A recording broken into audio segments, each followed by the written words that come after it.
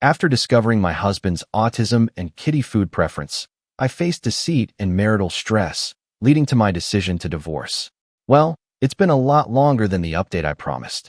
I could make excuses, but I won't. For those of you who don't want to read my original post, I asked for help with my husband's food preference issues. And through talking with many people on here, and ultimately his mother, it was revealed that he was diagnosed with autism as a child. Some of the comments on my original post were not so kind. I got a lot of accusations that still hurt me. Some just make me angry, particularly the person who commented, "Please don't bully him. He's my goddamn husband, not a schoolyard friend, not a sibling, not a child." Infantilizing him doesn't help his case at all. Moving on, I was very upset, as he had never mentioned anything to me. We've discussed all sorts of medical issues together, but his diagnosis never came up. I want to stress this. This isn't a matter of me not wanting to be married to an autistic man. This is a matter of my husband keeping something important from me and causing me a great deal of stress that could have been avoided if I was aware of his diagnosis. For example, I continuously pushed him to try new foods or attend concerts or sit loud amusement parks.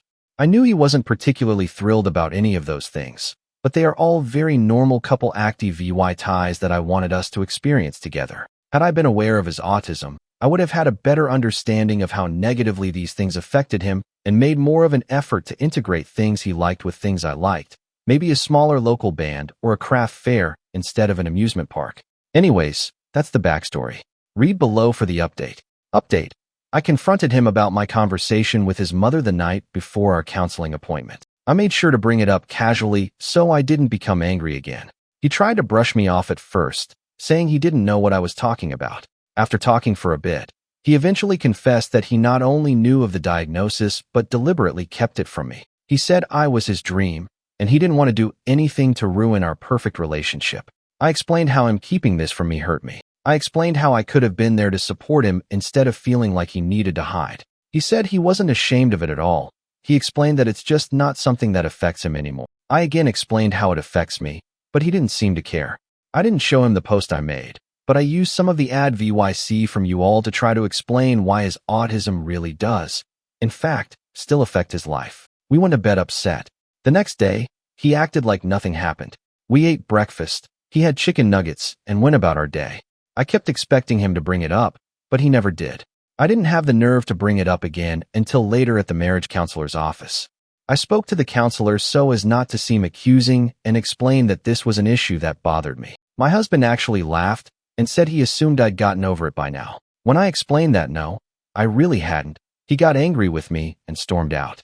The counselor tried to mediate, but it wasn't much use, as my husband went to wait in the car.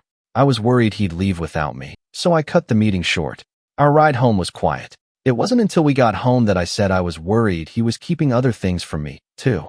He said he'd been reading online about how women can't understand autism, and therefore he didn't think it was important to tell me about it. I said that was the weakest excuse I'd ever heard. He then said that I'd leave him if I knew. I said if I left him, it would be because he's a liar.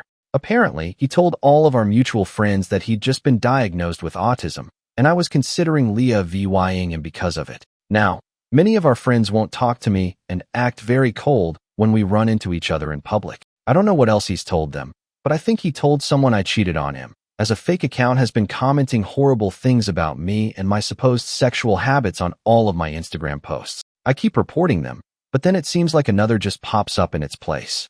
I haven't decided if divorce is the right path. I know he's been browsing incel and other bitter male-centric websites.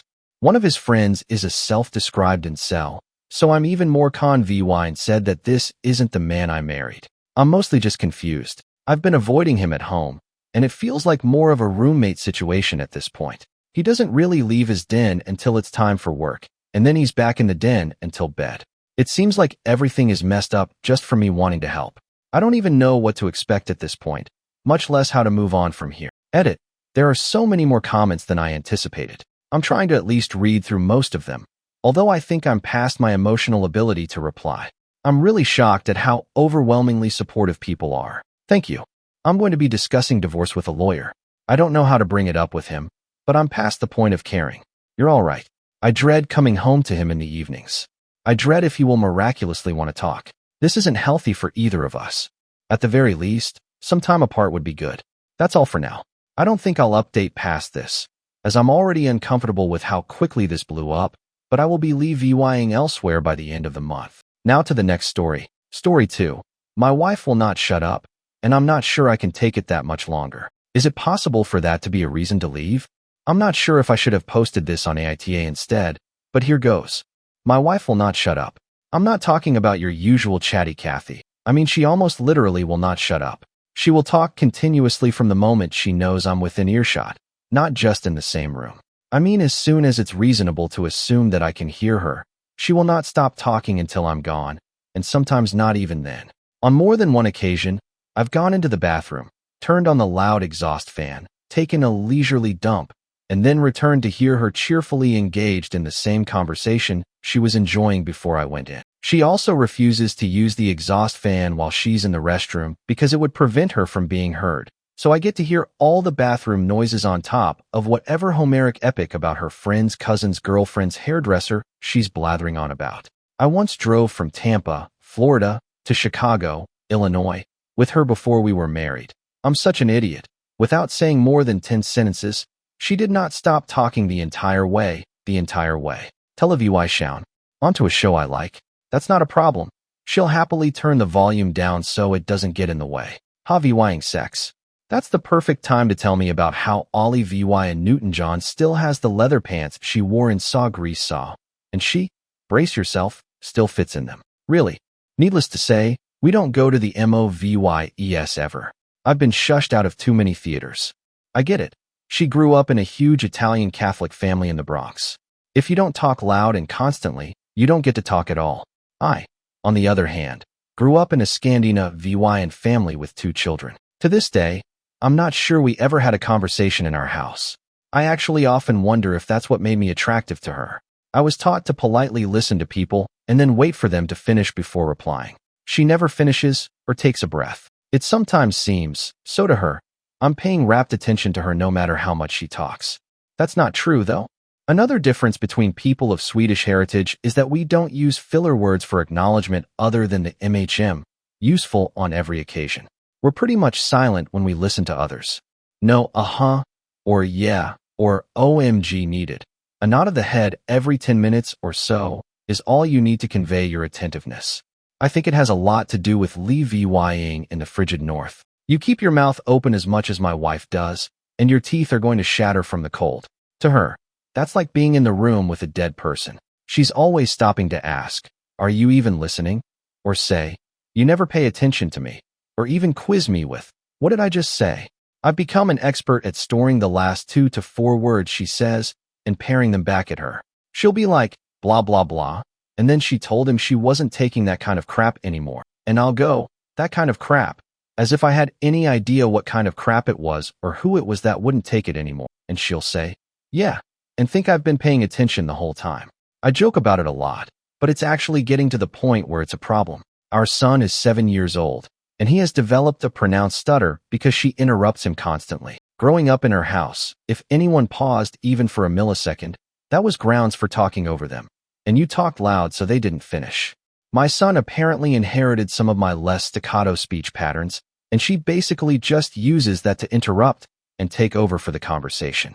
It got so bad that he started automatically stopping and restarting words even when not being interrupted. I didn't know that was considered a stutter until we went to one of those parent-teacher night things, and a teacher listened to my wife and then turned to me and said, "Well, at least now I know why Josh has a stutter," just like that. She's failed at least one job interview because of this. I know because I lined it up with a business acquaintance myself. He called me up and said, "Sorry, but he just couldn't take being in the same room with her because she wouldn't stop talking. We rarely are in TED for a second couples date. She monopolizes the conversation every time we go out with other people. Who wants more than one dose of that?" You're probably wondering, well, have you told her about this? Yes, many times, sometimes jokingly, sometimes with utter seriousness. The reactions vary from anger, talks louder, higher, faster, and uses lots more swear words, to tears. She's the only person I know who can carry on a totally unrelated conversation while sobbing hysterically. The one thing that doesn't happen is her talking any less. I try not to let it get to me. She's a very affectionate woman, loves me to death, mother of my child. Pretty is the day we met, prettier even. We still get plenty of alone time.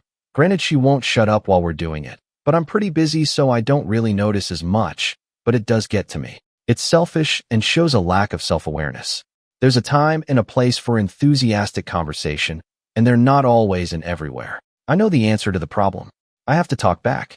In effect, the only thing that possibly could shut her up is for me to do the same thing as she does. I would have to interrupt at the slightest pause. I would have to talk louder, yelling if necessary when she tries to interrupt me. I would have to learn to use Italian hand gestures to emphasize my points and chop off her objections, but I'm not Italian.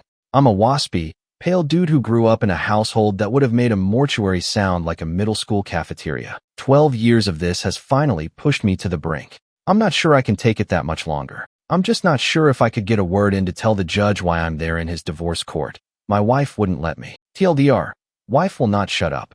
Is that reasonable grounds for Leah VYing her? Edit. Obligatory Reddit. OMG. I had no idea this would blow up, which is true. I thought maybe a couple of people would just call me an a-hole, and that would be it. But rip inbox. It was nice to know you. So, in the interest of not replying to every comment, I will try to address some of the common ones and answer some of the questions I saw popping up multiple times. Also, thanks for the often hilarious ad VYC. Q1, is this BS? Implied. A 1. No, it's all mostly true. I admit to some embellishment for dramatic comedic effect though. The bit about the leather pants is representative, not an actual quote, not from Sexy Times anyway. She probably mentioned it at some point though. Q2, why didn't you run away screaming before you got married? Sub-question, was Op's wife hot? A 2, yes, she is hot and funny and VY-vacious. Also, I really was a Nordic silent bear. Thanks, you/Sarah Dragonfire. My wife drew me out of my shell. And if I'm brutally honest with myself, when you're young and getting laid on the regular, a lot of things don't seem all that terrible. Damn you, penis, this is all your fault. Q3, did your kid really develop a stutter because of this? A 3, medically speaking, I cannot state this with 100 fan-tram certainty. The cause was never formally diagnosed. However, I watched it happen firsthand. I'm not a qualified speech therapist, but I think it was a reasonable conclusion to draw based on the observations I made. I'd welcome a dissenting opinion from an actual professional, though, if only to salve my conscience, which leads to Q4. Aren't you really the one responsible for your kid's stutter after all? You did nothing to stop it. A 4. Guilty, and I feel utterly like crap about it all the time. For the record, I did bring it up lots of times, even to the point of getting into arguments about it, and speaking harshly to my wife when she interrupted my son, but I think by the time I realized it was happening, most of the damage was done, and anything I could do was more expressing my anger about it than actually making an effective change.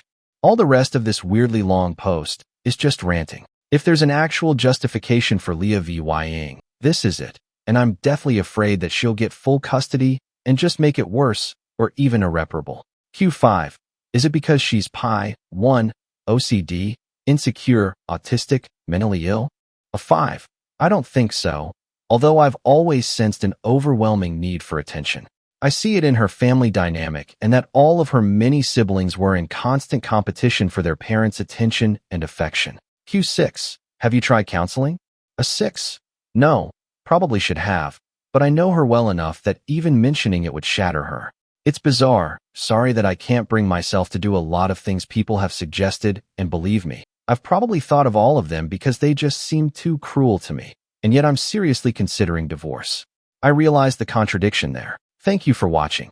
If you haven't subscribed yet, please do so and hit the notification bell to stay updated with more shocking real-life stories happening around you.